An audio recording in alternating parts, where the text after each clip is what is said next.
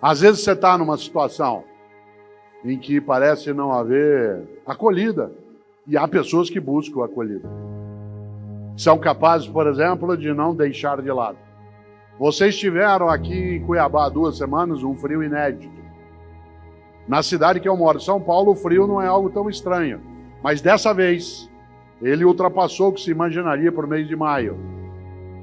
E por isso muita gente na cidade que eu moro passou as 2 semanas anteriores ao frio anunciado, juntando roupa, cobertor, etc., para distribuir para as pessoas que tinham essa necessidade. Porque, como eu costumo dizer, ninguém morre de frio, morre de abandono. Ninguém morre de fome, morre de abandono. Se tiver outro ser humano que tem comida, não tem como eu morrer de fome. Se tiver outro ser humano que possa me passar um agasalho, não tem como eu morrer de frio. Por isso ninguém morre de frio ou de fome, morre de abandono. E aí pessoas decidiram, aqui também, porque se anunciava uma onda de frio, que elas iam se preparar não apenas para aquecer-se, mas para fazer mais do que obrigação. Ah, isso aí é obrigação do governo? É óbvio que é. Aliás, a gente tem toda uma estrutura tributária para oferecer o cuidado público. Mas se isso não é algo que se esqueça quando é necessário fazer mais do que obrigação. Não é uma obrigação, não. É uma forma de partilha. Você conhece gente que é excelente. O garçom é excelente. A médica ou o médico é excelente. De andar de pediatria. Eu me lembro do pediatra de 2 dos meus filhos, que não foi pediatra do Pedro, porque ele faleceu, né? Mas ele cuidou de 2 dos meus filhos.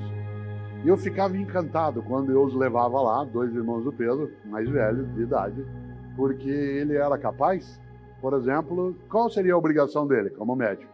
Pegar a criança, examiná-la, fazer uma anamnese com o pai ou a mãe, ou quem estava ali, fazer uma orientação, uma prescrição, pronto. O que ele fazia? Antes dele segurar um dos filhos, ele esfregava as mãos, esquentava a mão.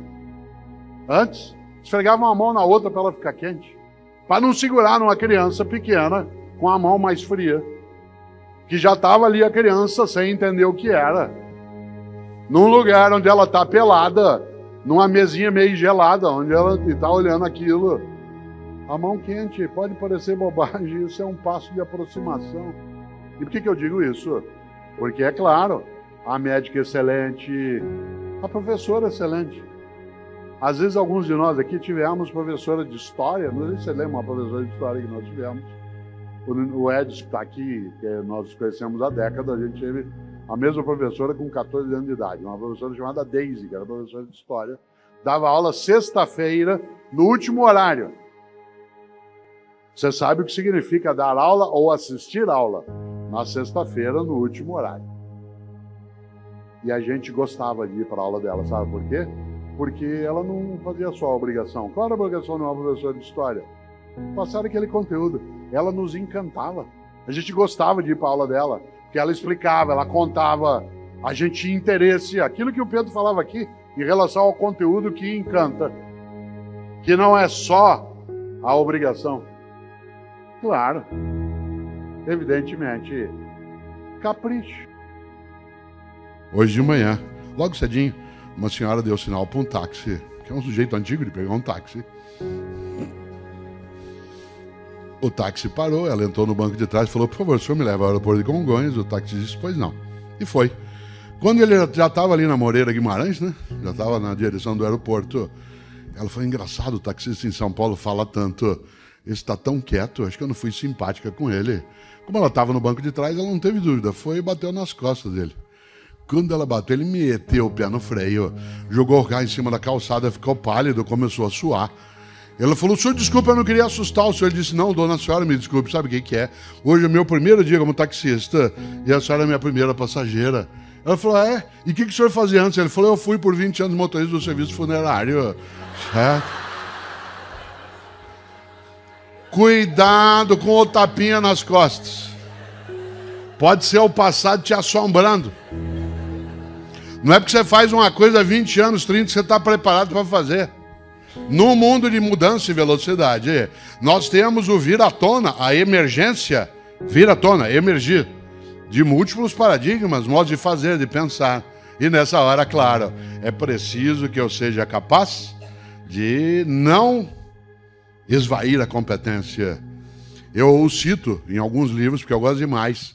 Beda, que é chamado de São Beda, né, por católicos, ortodoxos, luteranos e, né, também anglicanos. Beda, ele diz algo que eu vou repetir 2 vezes. Ele diz: há 3 caminhos para o fracasso. 3 caminhos para o fracasso. Primeiro, não ensinar o que se sabe. Segundo, não praticar o que se ensina.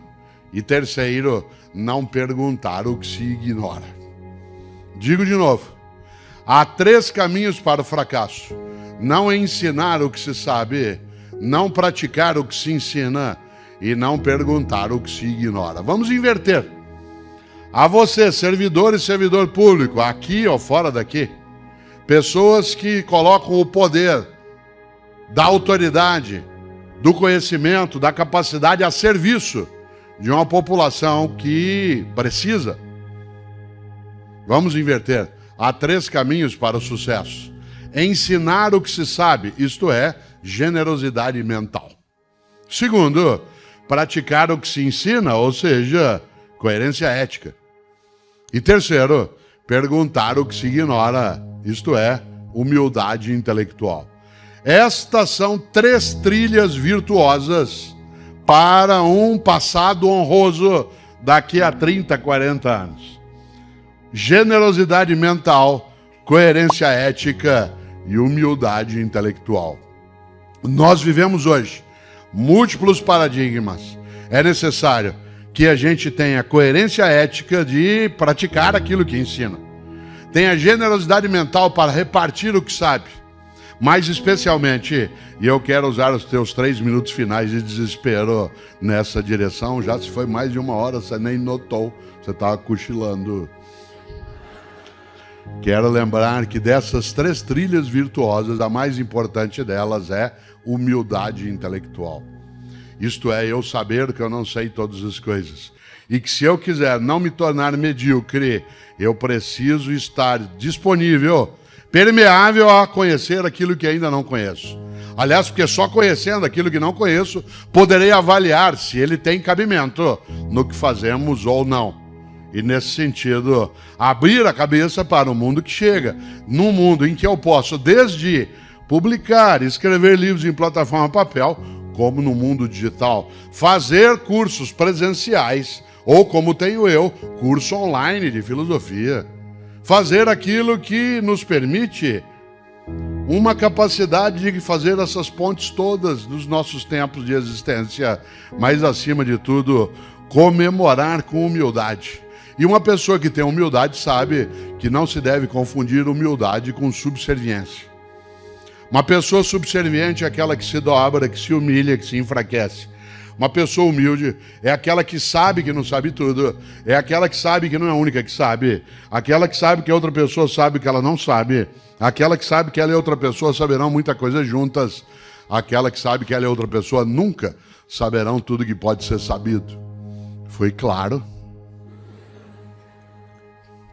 Humildade intelectual, generosidade mental e coerência ética.